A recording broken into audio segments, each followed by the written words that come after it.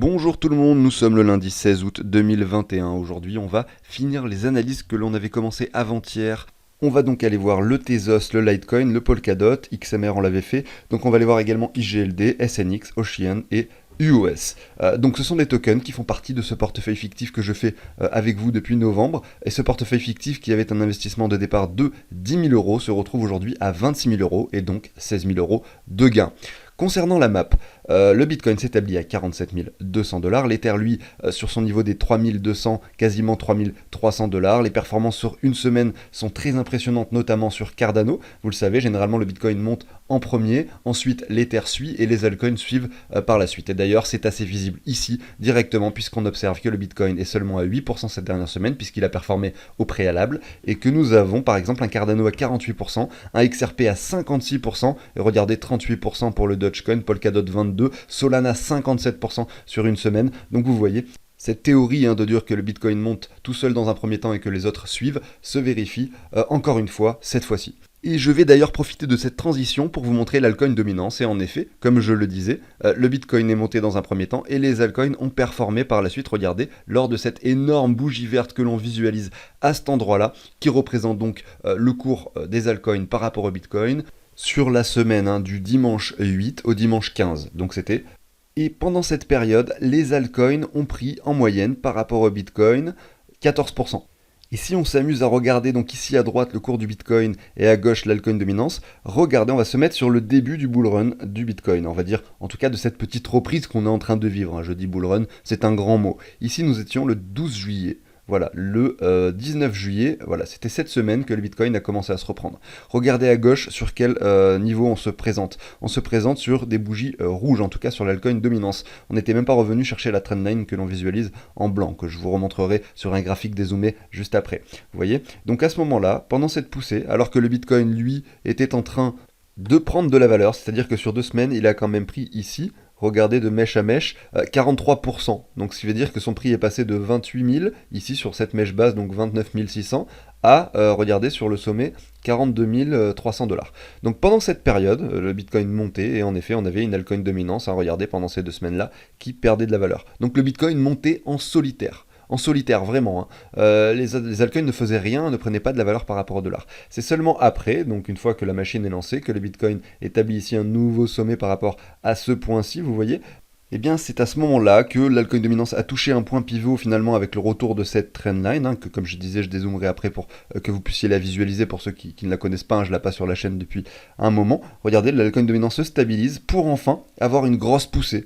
Donc ici, on a des altcoins qui prennent 14% par rapport au Bitcoin, je le disais, pendant que le Bitcoin, lui, passe de 42 000 donc à environ 47 000. Donc on a des altcoins qui surperforment par rapport au dollar. Donc là, les 14% qu'il y a par rapport au Bitcoin, finalement, représente peut-être quelque chose comme 30 ou 40% par rapport au dollar, puisque le Bitcoin également, lui, est passé de 42 à 47 000. D'où la raison, en fait, des pourcentages extrêmes que vous voyez sur une semaine ici. Des 48% sur le Cardano, des 56% sur XRP. Vous voyez, ce sont des valeurs par rapport au dollar ici, et non pas par rapport au Bitcoin. Et vous savez quoi, moi j'aime bien faire des calculs, donc avec ces deux graphiques, vous savez, on peut trouver finalement la moyenne de ce que les altcoins ont pris par rapport au dollar. Et en fait, pour faire ça, c'est très simple, on va multiplier l'un par l'autre. Ici, on a donc l'altcoin dominance, donc ce que les altcoins prennent par rapport au Bitcoin, et ici, on a ce que finalement le Bitcoin a pris par rapport au dollar. Donc on va prendre la semaine précédente, comme je le disais, donc on va le vérifier ici, mais c'était à peu près 8%, vous voyez, donc je mets ma règle à cet endroit-là. On voit que le Bitcoin a pris environ 8, alors je prends les corps de chandelle, donc environ 8,3 et 6% par exemple. Et à cet endroit-là, je vois donc, je l'ai fait tout à l'heure, 14% pour l'altcoin dominance. Donc je multiplie l'un par l'autre, je fais 1,08 et je multiplie ça par 1,14 tout simplement, et je trouve environ 23%. Donc voilà, les altcoins ont pris environ 23% par rapport au dollar cette dernière semaine. Alors clairement, ce calcul, c'était juste pour m'amuser, parce qu'il suffit d'aller sur le graphique du Total 2. Donc là, c'est pour, voilà, pour les débutants, ceux qui ne connaissent pas, Total 2, c'est simplement la capitalisation des altcoins, par rapport donc en dollars. Donc par exemple, aujourd'hui, tous les altcoins réunis pèsent 1116 milliards de dollars. Et en fait, vu qu'ici on voit, on a une visualisation directe de la capitalisation des altcoins, on peut en déduire directement, ça représente exactement la même chose de ce qu'ils prennent en valeur par rapport au dollar. Donc ici, par exemple, la semaine précédente, on visualise directement sur cette bougie, voilà, les 20%, j'ai calculé 23% tout à l'heure, mais voilà, j'ai fait un calcul approximatif, on a nos 20% de prise de valeur par rapport au dollar sur les altcoins qu'on peut mesurer directement ici. Je vous montre ça simplement pour que vous puissiez identifier les liens qu'il y a entre les graphiques. Ici, vous avez l'altcoin dominance, donc les altcoins par rapport au Bitcoin, le Bitcoin par rapport au dollar, et ici, tout simplement, la capitalisation totale des altcoins. Alors je suis navré hein, si j'en ai perdu certains d'entre vous, mais c'est pas très important de toute façon, c'est simplement que le lien qu'il y a entre les graphiques est toujours intéressant à comprendre. Ici je retourne sur l'altcoin dominance, je suis en weekly, je dézoome pour vous montrer cette trendline dont je vous parlais tout à l'heure, tout simplement, qui est venue chercher les cours plusieurs fois en tant que résistance pour enfin s'en servir désormais de support. Donc c'était pertinent de voir une bougie verte à cet endroit-là sur les altcoins, hein, et c'est ce qui s'est produit. Donc voilà, c'était un gros niveau de support, ce niveau-là a bien joué son rôle de support, en plus ça correspond au 38 de Twibo, on a une grosse bougie verte qui se produit. Est-ce que c'était forcé que cette bougie se produise? Non, bien sûr que non, on aurait très bien pu aller casser cette ligne par le bas. D'ailleurs, ces choses qui avaient commencé à être faites à cet endroit-là, sur cette bougie, hein, regardez, il y a une grosse mèche basse ici en dessous, finalement on l'a réintégré directement, mais voilà, ça sentait mauvais à cet endroit-là. Hein. Si on a vu la clôture hebdomadaire en dessous de cette ligne, on aurait pu s'attendre directement à une chute qui aurait donc amené les altcoins sur un niveau très très bas à cet endroit-là. Vous voyez, ça n'a pas l'air d'être le cas pour l'instant, on n'est pas encore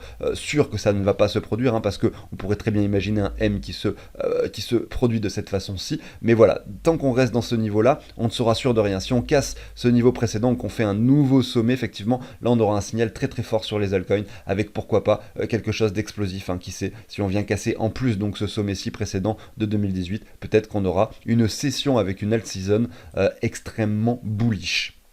C'est la raison pour laquelle sur la chaîne, je vous partage des analyses sur les altcoins de façon quotidienne, qu'on essaye de regarder justement les graphiques de celles qui pourraient performer par la suite.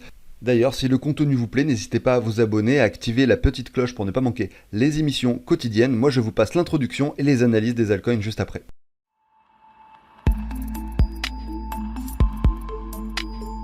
Allez, c'est parti, hein, et comme je le disais lors de l'émission d'avant-hier, j'avais déjà analysé quelques cryptos de ce portefeuille fictif, on va faire le reste.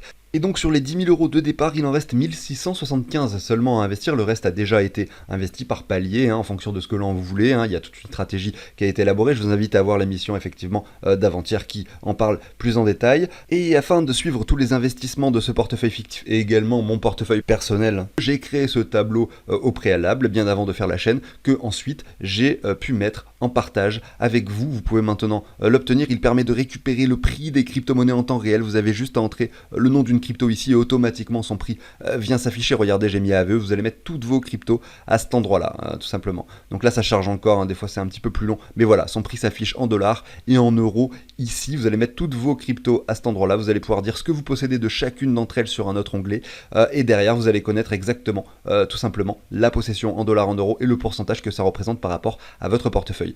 Je vous le partage sous l'échange d'une donation, vous avez le lien dans la description. Ce tableau également permet de calculer les plus et les moins-values, vous allez mettre toutes les transactions que vous faites par rapport à l'euro. Vous voyez, ici vous allez dire j'ai acheté 10 000 euros de crypto et quand vous voulez établir une vente, c'est-à-dire que vous allez récupérer des euros en vendant vos cryptos, vous allez marquer ici le montant donc de ce que vous souhaitez récupérer, et ici la valeur du portefeuille au moment où vous récupérez l'argent, c'est écrit ici en haut à gauche, hein, automatiquement ça vient chercher les données des autres onglets pour vous l'indiquer, et ça vous dit la plus-value. Vous allez mettre toutes vos ventes, donc à chaque fois que vous allez récupérer de l'euro, vous allez mettre à cet endroit-là, et ça va vous dire tout simplement les plus-values totales, par exemple pour cette année 2021. Voilà, j'en ai fini avec cette explication du tableau, il est sur Google Sheet, complètement sur le Drive, et donc sur Google, donc vous pouvez y accéder depuis un téléphone, depuis un ordinateur, à partir du moment où vous avez un compte Google, et donc c'est le même que le compte YouTube. Et vous avez des explications également à droite sur chaque onglet qui explique chaque détail du tableau, notamment ici en plus un onglet tutoriel où vous allez avoir exactement chaque explication de ce que vous pouvez faire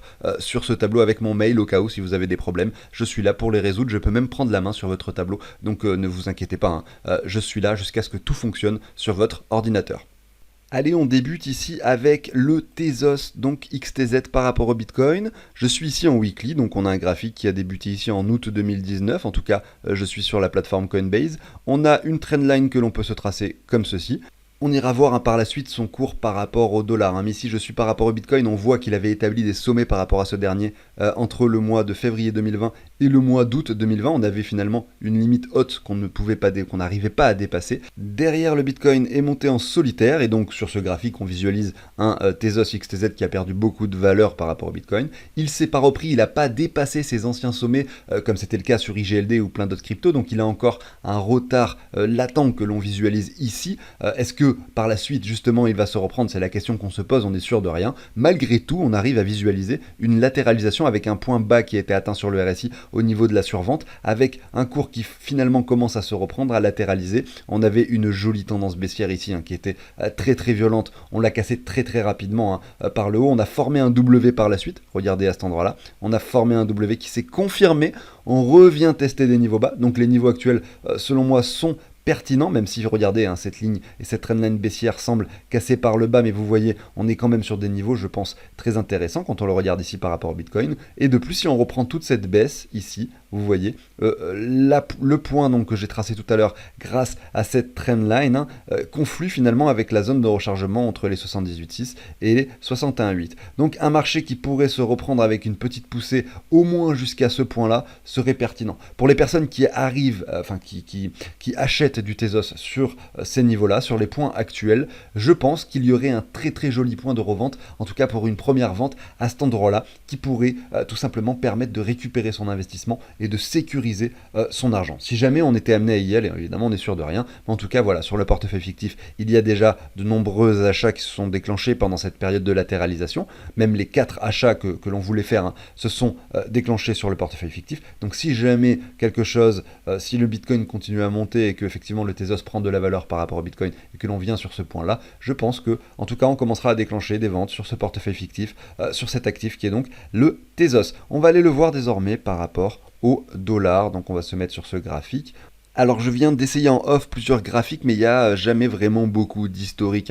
On voit tout simplement que là nous étions en 2020, février, mai. Voilà, donc on a quand même fait un nouveau sommet lors de ce bull run de 2021. Mais vous voyez, c'est pas énorme, on est passé ici de 4,20$ à peu près à 8$. Donc certes, il a quasiment doublé par rapport à son ancien sommet, mais on l'a vu par rapport au Bitcoin, il a encore du potentiel. On a l'impression qu'on se soutient sur cette trendline que l'on visualise ici. On peut jeter un œil, j'aime bien faire ça, regardez sur CoinGecko, parce qu'on a le graphique depuis la création du Tezos ici en juillet 2018. Et donc clairement, on voit qu'on est plutôt sur une tendance haussière, avec des excès aussi à chaque fois, mais on vient s'appuyer sur une trendline qu'on arrive à imaginer ici, sur un point bas, à voir si justement là, on n'est pas prêt à se reprendre. On continue ici avec le Litecoin par rapport au Bitcoin. On a l'impression enfin qu'on ne fait plus de nouveaux plus bas. Il était très très bearish par rapport au Bitcoin, ce Litecoin. Mais c'est pas une mauvaise chose, puisque regardez ici on a un RSI qui diverge, regardez avec des points hauts finalement qui sont de plus en plus hauts, des points bas de moins en moins bas, avec un cours qui lui descend et continue à descendre. Donc on avait la divergence qui s'était installée ici. Alors je vais essayer de vous le dessiner dans une couleur différente, par exemple en jaune. Vous voyez, ici on a la divergence qui s'est installée. Par la suite, on a eu la confirmation sur cette divergence lorsque l'on a cassé ce point-là.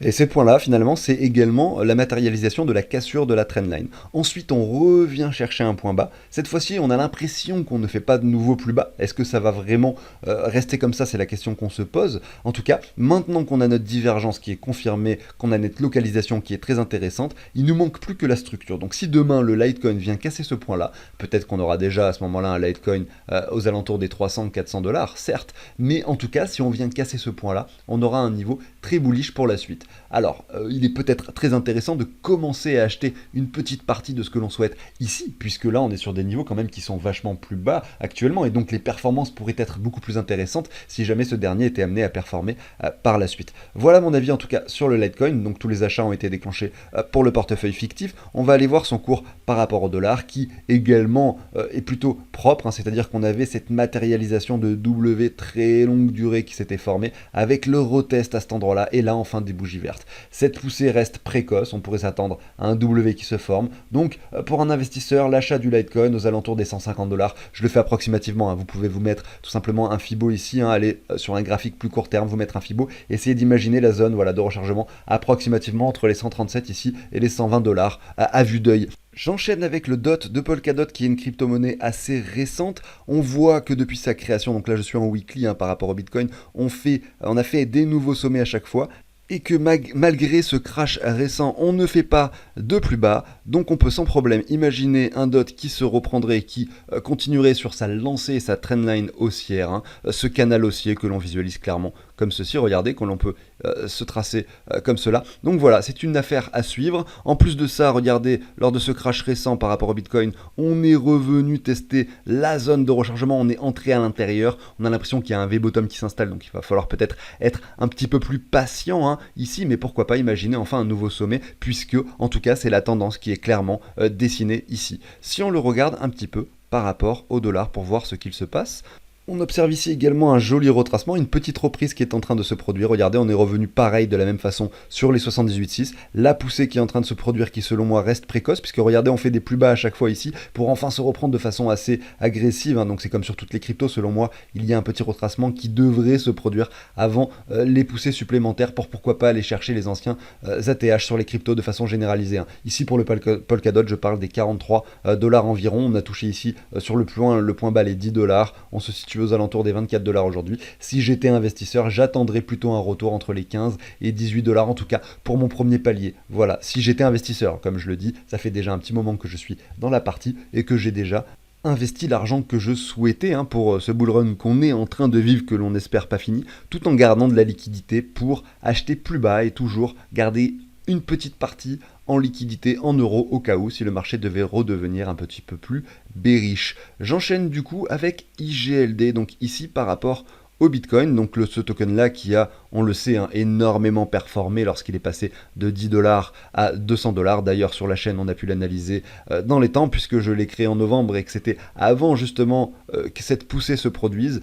Donc je suis très content pour ceux qui ont pu en profiter, notamment, hein, lorsque nous avions identifié cette structure qui s'était dessinée avant cette poussée extrême que l'on a vue sur IGLD. Aujourd'hui on n'a pas l'impression que ce token ait très envie de retracer, hein. Regardez ici, on peut se dessiner une ligne de tendance comme ceci, tout simplement qui vient chercher les cours plusieurs fois. On peut se mettre un Fibo comme cela, mais vous voyez qu'on n'est pas revenu sur des niveaux extrêmement bas. Alors certes oui, on a touché la zone de rechargement, on est en train de dessiner un petit W, mais c'est parce que je prends vraiment cette mèche d'excès en compte. Est-ce que les niveaux actuels sont pertinents pour investir? Je ne pense pas, ça l'était il y a quelques temps, lorsque nous avions tester la trendline jaune que je viens de tracer. À ce moment-là, je vous l'avais dit, on en avait parlé ensemble, c'était un niveau intéressant pour investir. Actuellement, pour moi, c'est plus le cas.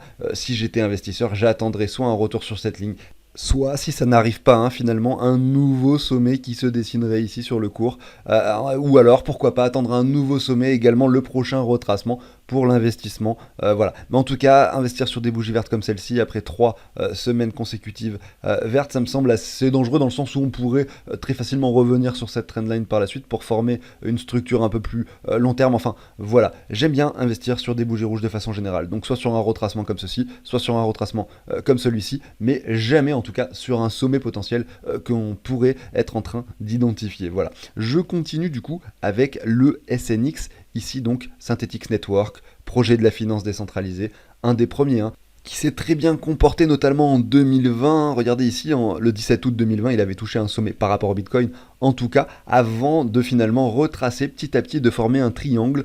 Voilà, donc vu que c'était un des premiers projets, voilà, il y a eu énormément de spéculation à l'époque dessus, puisque on disait que la finance décentralisée, c'était l'avenir. Je pense que c'est toujours le cas, on n'est pas assez développé encore dans la finance décentralisée pour dire que voilà, c'est quelque chose d'adopter massivement. Il y a encore énormément de boulot à faire. Donc selon moi, c'est encore quelque chose qui a du potentiel, bien sûr. Et ici, on a un triangle qui se dessine malgré tout, et on a l'impression que le cours ne descend pas en dessous de ce point-là, qui en plus représente cet ancien sommet qui est dessiné ici. Donc vous voyez, on a quelque chose d'assez intéressant avec aujourd'hui un prix qui est situé sur un niveau qui reste selon moi toujours acceptable, en tout cas pour un investissement. D'ailleurs, regardez, si on y jette un œil par rapport au dollar, on voit qu'on a également pas mal retracé, hein, par rapport au dollar. Regardez, si on prend le sommet ici, on voit qu'on est revenu tester les 85,4, c'est un point pertinent. Ensuite, on réintègre la zone de rechargement, on dessine le W qui se situe à cet endroit-là, on est sur le point de le confirmer. Est-ce qu'on peut considérer qu'on l'a confirmé?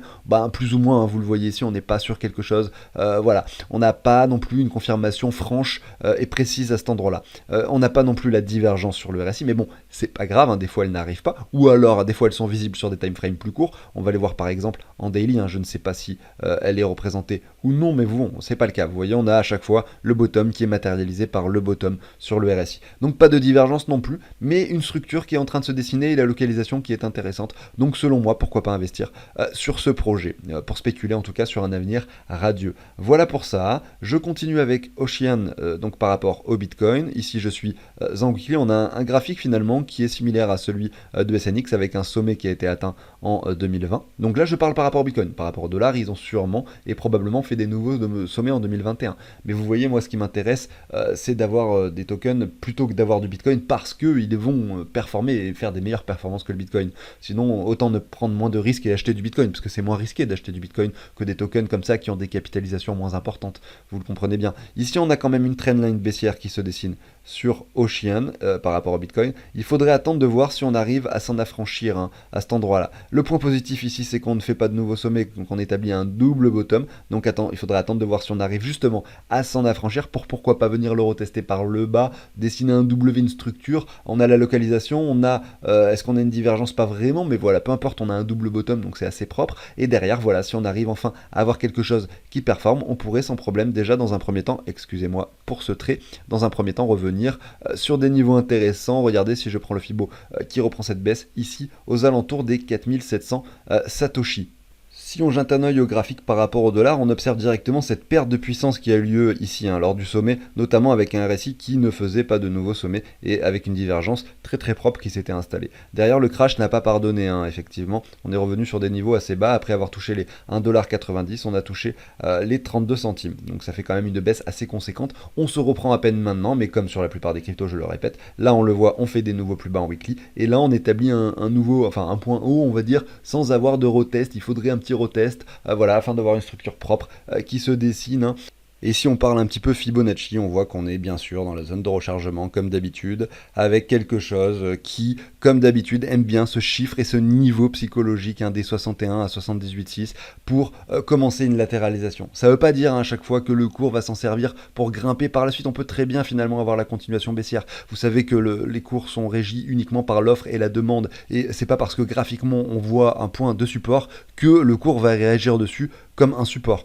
Ceci dit, Ocean Protocol, selon moi, reste un des projets phares qui, selon moi, pourrait avoir un avenir radieux et c'est la raison pour laquelle je spécule dessus. Peut-être que je me trompe, mais voilà, je vous invite à jeter un œil à leur white paper, à leur projet, savoir ce qu'il se passe. Il y a également des vidéos de youtubeurs, comme par exemple Blockchain Expert, que je vous recommande d'aller voir, qui décrivent et qui expliquent les projets relativement en profondeur. C'est des fois un petit peu compliqué, mais ça vaut le coup de s'y intéresser. J'en ai fini avec Ocean Protocol et je continue avec UOS. Ici, je suis sur un graphique, regardez, par rapport au Bitcoin, qui a l'air assez aussi, en tout cas depuis le listing ici sur Bitfinex, je ne sais pas depuis quand le projet existe, mais là, depuis juillet 2019, donc assez long terme, avec des poussées excessives à chaque fois, on le voit, UOS, j'ai l'impression que c'est un peu comme XRP, il aime bien avoir des grosses bougies vertes comme ça, des poussées extrêmes. Regardez, dans quelques semaines ici, après avoir touché une nouvelle fois cette trendline, le cours a pris quand même 370% par rapport au Bitcoin. Donc là, nous étions en août 2020, donc c'était effectivement la petite all season que l'on a connue en août 2020, avant finalement d'avoir un Bitcoin qui remonte tout seul, comme vous le savez, avec ici une petite cassure, un petit excès baissier en dessous de cette trendline pour la réintégrer par la suite, jouer à nouveau dessus, et là avoir enfin une structure qui se dessine, pourquoi pas, avec une confirmation en weekly d'assez longue date, à voir ici en plus le retest de la trendline. Donc selon moi, les niveaux actuels ne sont pas forcément pertinent, puisque vous le savez, moi j'aime bien forcément investir soit sur des retours de 61,8 ici, donc avant un W qui pourrait potentiellement se produire, ici le W s'est produit, donc ici il y a une cassure, la confirmation du W, soit sur cette cassure, mais moi j'aime pas trop, je préfère plutôt attendre à nouveau des bougies rouges. J'aurais plutôt investi là, si je devais le faire ici récemment, je l'aurais fait sur le retour de neckline ici du W, vous le voyez, avec derrière, voilà, vous voyez, donc le cours réagit correctement avec cette neckline qui fait office de support, et aujourd'hui on est peut-être en train d'établir des nouveaux sommets sur ce token, à voir un petit peu ce qu'il se passera. Mais si j'étais investisseur aujourd'hui, j'attendrais clairement un retour sur cette trendline. Voilà, j'essaierai pas de jouer le diable là, à essayer d'investir sur les deux bougies vertes que l'on vient d'établir. On pourrait se prendre un Fibo qui reprend par exemple cette hausse et regarder en plus cette trendline correspond comme d'habitude à la zone de rechargement. Ça ne veut pas dire qu'on va y aller bien sûr, mais ça serait un niveau très intéressant pour investir si c'était le cas, tout simplement. Voilà, j'en ai fini pour l'émission du jour. J'espère que ça vous a plu. N'hésitez pas au passage à vous abonner, à liker si le contenu de la chaîne vous plaît. On regardera des cryptos donc les jours suivants bien sûr. On essaiera de regarder des graphiques où justement il y a des opportunités à saisir. Là j'ai fait les cryptos du portefeuille fictif, donc il n'y a pas à chaque fois bien sûr des opportunités puisque c'est des cryptos que j'analyse chaque semaine depuis le mois de novembre. Donc des fois c'est intéressant, des fois non, hein, ça dépend de la période de temps. Mais sur la chaîne j'essaye de regarder, de chercher de temps en temps des cryptos qui sont potentiellement intéressantes graphiquement et je les regarde et je les passe dans les émissions de façon quotidienne. J'en ai fini pour aujourd'hui, je vous souhaite à tous une bonne journée, je vous dis à demain. Salut tout le monde!